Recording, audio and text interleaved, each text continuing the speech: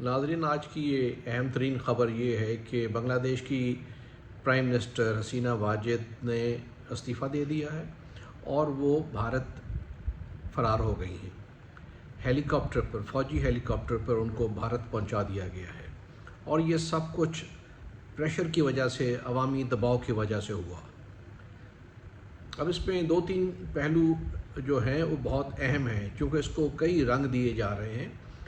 یہ جو مظاہرے شروع ہوئے، جس میں بہت پرتشدد مظاہرے ہو گئے، 300 کے قریب لوگ مارے گئے، لیکن یہ کوئی کہا تو جا رہا ہے کہ کوٹا کی وجہ سے یہ فلیئر اپ ہوا، لیکن اس کے پیچھے حسینہ واجد کی جو 12 سالہ پالیسیز ہیں، اور جو اس کی پالیسیز ایسی ہیں جس میں ونڈکٹیونیس تھی، اس کی وجہ سے آہستہ آہستہ یہ لاوا پک رہا تھا۔ آپ یہ جو کوٹا سسٹم کے اوپر جو غم و غصے کا اظہار کیا وہاں پہ یوتھ نے، وہ صرف ایک امیڈیٹ کاز سمجھ لی جائے۔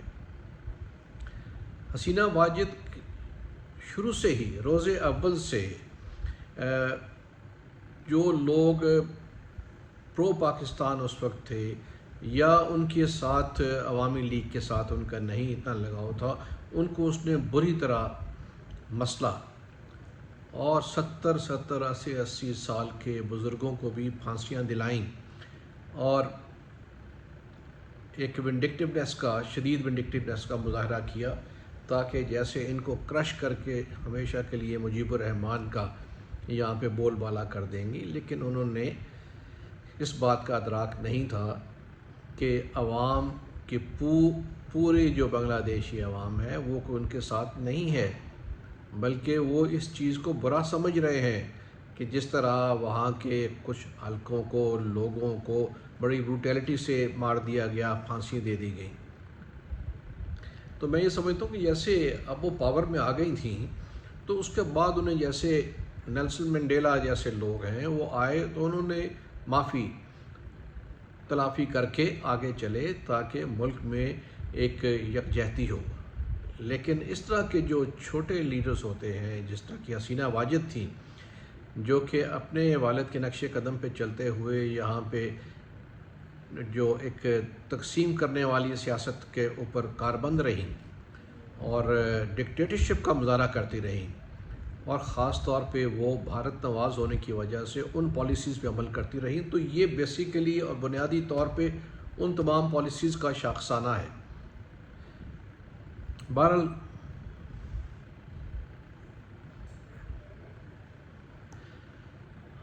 اب یہ جو آپ دیکھیں کہ اگر یہ لیڈر تھیں تو ان کو ہیلی کاپٹر میں بیٹھ کے فرار ہونے کی ضرورت نہ پڑتی، وہ فیس کرتی، مخالفت فیس کرتی، جیسے خالدہ ضیاء نے کی یا باقی وہاں پہ موجود تھے انہوں نے کی۔ لیکن انہیں معلوم تھا کہ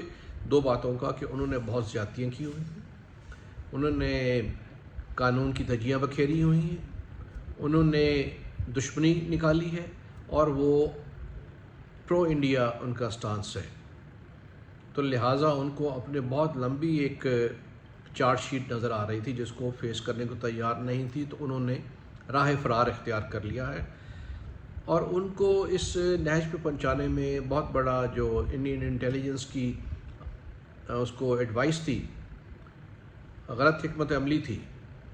ان کو یہ کہا گیا کہ وہ سختی اختیار کریں اور ان کو دبا دیں،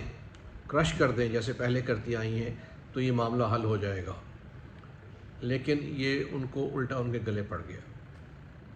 بہرحال اب وہاں پہ چیف آف آرمی سٹاف جو ہیں وہ خطاب کریں گے اور دیکھیں گے کہ آگے لاہ عمل اختیار کیا ہوتا ہے۔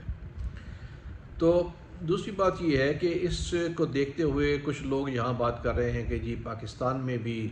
حالات ٹھیک نہیں، یہ وہ۔ میں یہ بتانا چاہتا ہوں کہ پاکستان میں اس طرح کی کوئی حالات نہیں ہیں،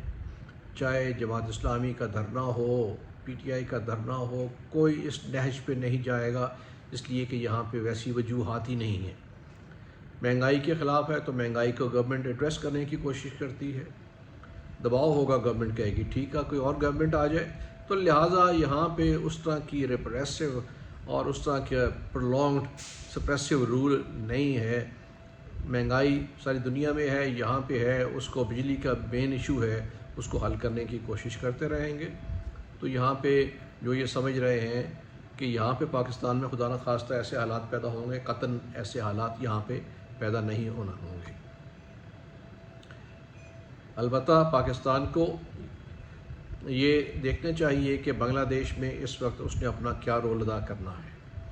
اگلی حکومت جو ہے وہ ظاہر ہے کہ وہ حسینہ واجد، پرو حسینہ واجد اور عوامی لیگ تو نہیں ہوگی، تو اس میں پاکستان کو بڑا ایک اہم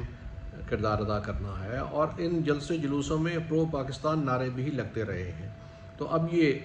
وقت ہے کہ پاکستان وہاں پہ آنے والی حکومت جو بھی ہو اس کے ساتھ تعلقات کو بہتر بنائے، اور پاکستان اور بنگلہ دیش کے درمیان میں جو خلیج ہے اس کو ختم کیا جائے۔ بلکہ میں تو کہوں گا کہ اگر پاکستان کے ساتھ اچھے تعلقات رکھنے والی حکومت آتی ہے تو ویزا ختم کر کے یہاں پہ پہلا کام یہ کیا جائے کہ پاکستان اور بنگلہ دیش کا ویزا ختم کیا جائے اور آنے جانے میں آسانی پیدا کی جائے، تاکہ ٹو نیشن تھیوری فارمولہ ہے وہ انٹیکٹ رہے اور پاکستان اور بنگلہ دیش ہاتھ میں ہاتھ ڈال کے چلیں۔